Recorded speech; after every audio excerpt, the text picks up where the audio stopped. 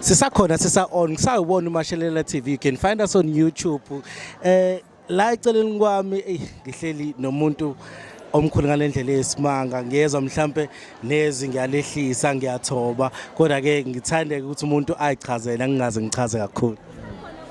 uThembinkosi Ngcobo lo wakhona la eThekwini osebenze kakhulu nama artists amaningi la eDurban through umasipala waseThekwini. Njengoba namhlanje le group esizoyibona ngibaze kudala man ngiqala ukubabona lapha eCoastlands eMhlanga. I was so amazed ngeperformance yayo nangevision yabo njengoba namhlanje sila is almost 15 years after ngaqala ukubabona ngaleso sikhathi.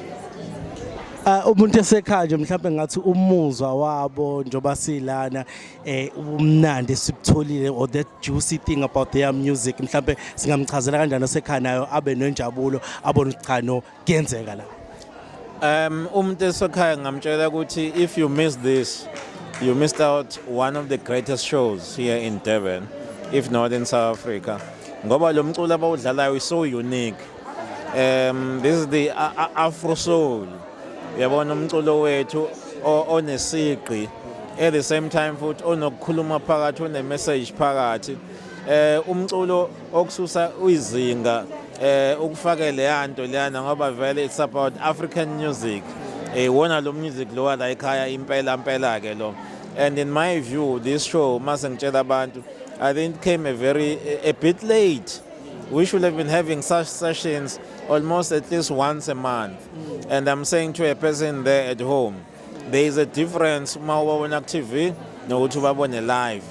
Lingoma debesha nje ethi imgqibelo iziyadonsa ngalendlela isingasaculwa ibona isiculwa abantu lento engisho ukuthi ifaka nogqozi inawe ukwenza ucabange if not about your problem then ucanga ngenjabulo yakho nama solutions that you need to have. It's a music that needs to be supported. Okay, mhlawumbe lapha emakhaya khona ingane ezisancane whereby that does not have that understanding about this music abathanda that another genres of music, so mhlawumbe ukubaheha nje nokuba invite mhlawumbe amagama singaphotha kubona so that nabo bengaba nalomqondo about this music.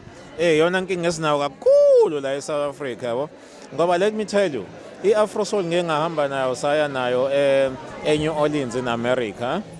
And the reason why we took them is because basitshele America but please don't bring us abantu abazama ukucula nje abantu bala eAmerica yabona ningasilethele yabo labo R&B jazz kind of stuff yakhona eAmerica but we want something very unique from you. Sabalethela ke Afrosoul they were treated like kings and queens mabefika lapha so right baze babhukwa even abanye abantu bayocula ngakho babesesikebheni bayocula khona beyonandisela abantu and people were blown away ngomusic wabo. So i-message yami then to our kids out there nabantu abasazama ukungena ku music industry, be you, because you cannot if you imitate abanye abaculi ngabo Jay-Z nabo bani bakubize le America no bazofuna umuntu wabo o genuine kuleyo nto but mawuzoshaya into yakhe la ekhaya.